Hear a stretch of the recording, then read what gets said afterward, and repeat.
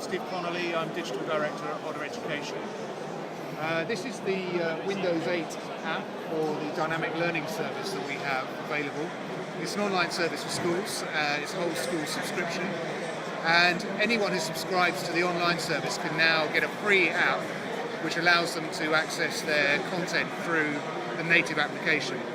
Here what you can see is an overview of our titles and lessons, and what's going to load up is the content of one of the titles that I was in.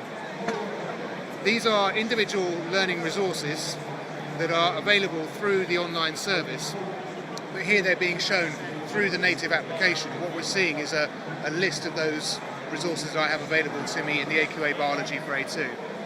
What I'm able to do is to take a view of the title as a whole by using the semantic zoom feature within the Windows 8 environment. So if I'm interested in energy transfer, I can just step straight into that area of the content. It means that I'm not having to scroll across an enormous amount of material. If I would like to preview one of the resources, I can just click on that, and the Windows 8 app connects with our service online, pulls down the file and opens the appropriate application that launches that resource. We are also able to have a snap view of the content, so we can have the content and the DL app sitting next to one another.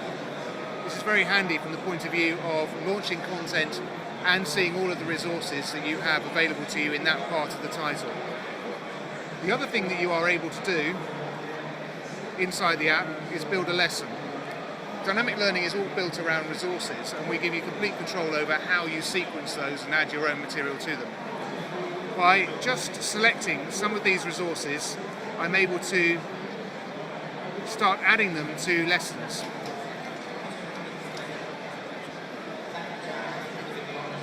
Here I've selected a couple of resources. I wish to add them to a lesson. It then asks me to select the lesson that we want to add them to. I can then view the lesson, and anything that I've previously put into the content will sit alongside those two resources that I've just added into the sequence.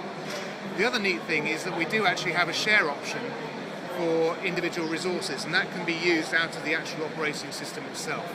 So when a resource has been launched, you're able to open the Charms bar within the Windows 8 environment, and it will then allow you to send an email link to a resource directly to your students. It's a quick and easy way of them accessing the content that you want them to have access to for homework or for further study or independent study outside of school.